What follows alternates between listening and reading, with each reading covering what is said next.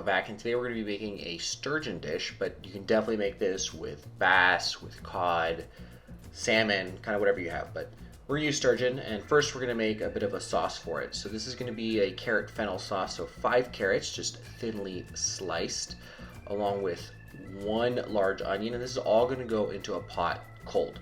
Not a warm pot, cold pot. This is going to keep the butter emulsified when we're actually cooking it. So again, 1 large onion, we're gonna thinly slice this guy.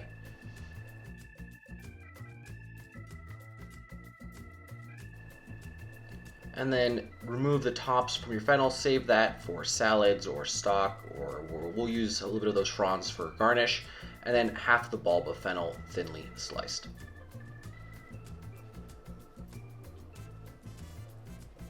And then we're going to need a half a stick of unsalted butter. Just chop this into cubes. And this is all going to go right into the pan cold with a lot of black pepper and a little bit of salt. And this is going to go covered onto the stove until everything's nice and soft. Do keep an eye on it so that the butter doesn't burn and none of those carrots and all that stick to the bottom of the pot. So just give it a stir every once in a while. And while that's on the stove, we're going to make our own butter and buttermilk. We're going to need buttermilk for the sauce. So into a stand mixer goes heavy cream. You can do this by hand. You are going to be very sore by the end of it, so I recommend doing this in a KitchenAid if you have one. So we're just going to keep whipping this past the stage of heavy cream. So here you can see it's starting to become heavy cream, and we're just going to keep going and going and going, and eventually it's going to separate and break, and what you're going to be left with is butter and buttermilk. So here you can see it's starting to thicken. Rub it down off the side so that everything's being mixed, and you can see it's starting to become a little grainy.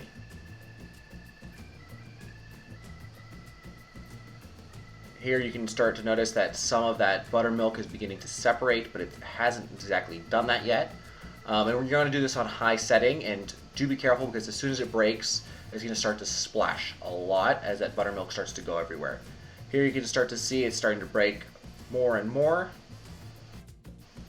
And finally, here's where it's broken, and you can totally see the difference of what's left, the butter and the buttermilk. So we're going to turn this off, and in a ice cold water goes the butter, so it doesn't melt, and we're going to have to clean this.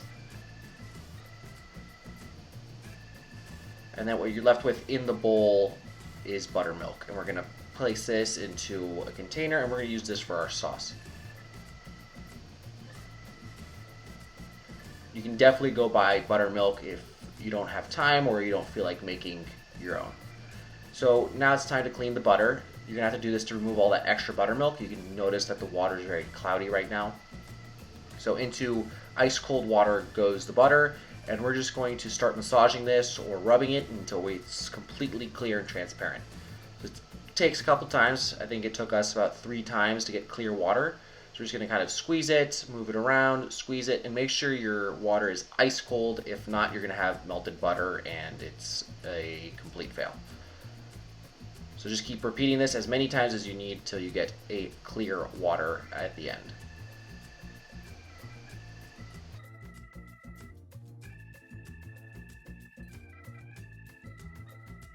So after 3 cleanings in ice water, the butter is nice and clean, and we're just going to dry it off a little bit before placing it into a container. So just go ahead and dry it, and this is absolutely delicious. You can leave it in the fridge and then add salt as you put it on bread, or you can use it for cooking.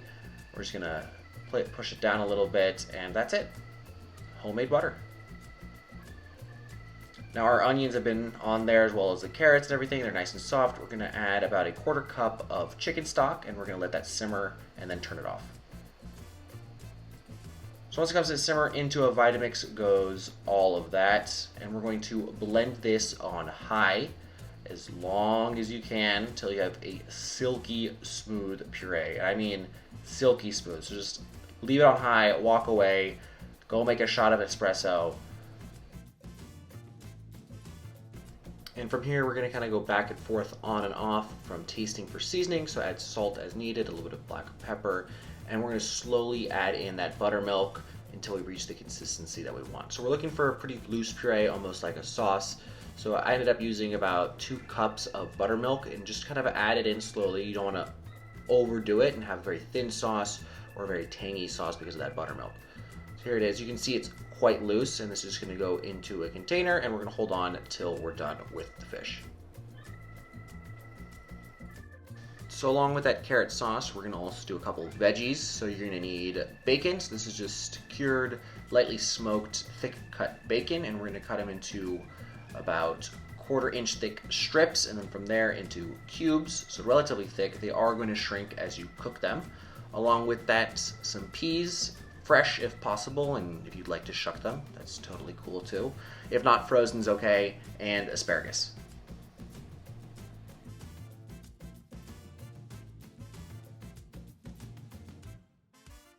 And for the asparagus, I like to kind of clean the sides off where you can kind of see those arrows, if you would, that kind of stick out of the asparagus, and just pulling your knife down, you remove them, and I think they taste a little better without them. They eat a little cleaner. So if you'd like, go ahead and do it. It is a little more labor intensive, so I don't blame you if you don't want to. But go ahead and do that on all of them, and then from here, you're going to thinly cut these into little discs.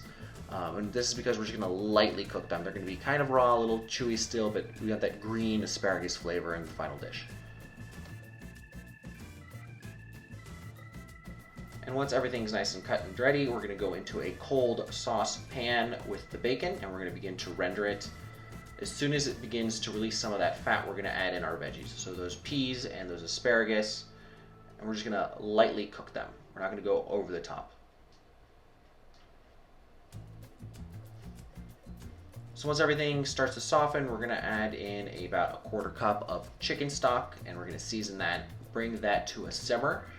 We're also not looking to cook everything through. You still want that bite and that green flavor of the asparagus as well as the peas. So we're just kind of warming everything through.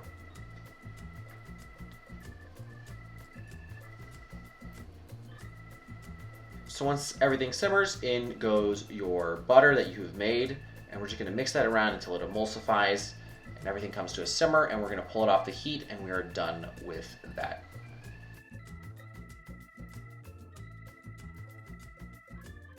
And now for the fish. So into a hot pan goes grapeseed oil, and we're going to test when that gets warm. We're going to season our sturgeon. You can definitely use bass here. I'd recommend that, or halibut. It'd be absolutely delicious.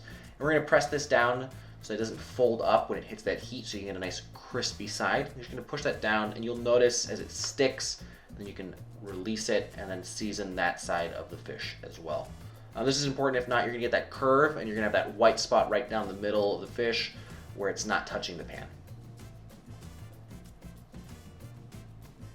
And again, don't touch your fish. Let it just sit there. When it's ready, it will unstick. Don't try to pull it off. That's when you're going to tear it.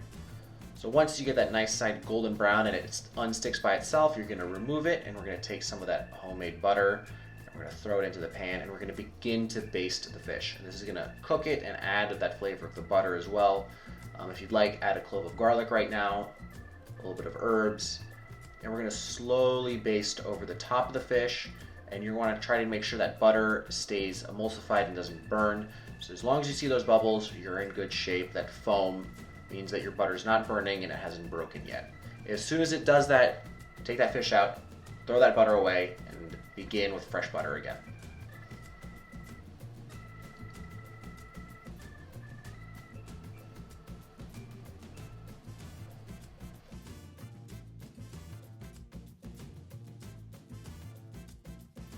And a way I like to tell whether the fish is ready is by taking tweezers or a cake tester, sticking it in to the center of the fish, leaving it there for about 30 seconds, and then placing that on your skin.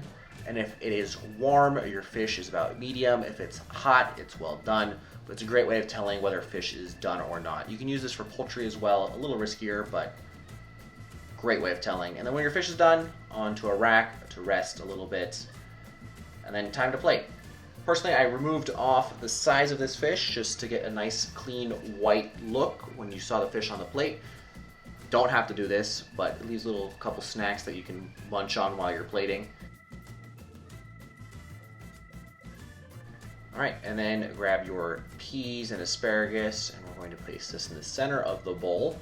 We're gonna add a little bit. Make sure to use a slotted spoon so you don't get too much of that liquid at the bottom. And this by itself is absolutely delicious. So if you don't have the fish or you don't want to use fish, just these peas with a little bit of that bacon and the carrot sauce is absolutely great. So on top of the peas goes the fish, and then around all of it, we're gonna add in our carrot sauce. Do be careful. If I were to do this again, I recommend that you put the sauce in first, followed by the peas and then the fish. Just makes it a little easier and a little less messy. You'll notice that I kind of drip all over the place and make a bit of a mess, and I had to go clean it up. So, future reference, make it a little easier on yourself. Put the sauce down first.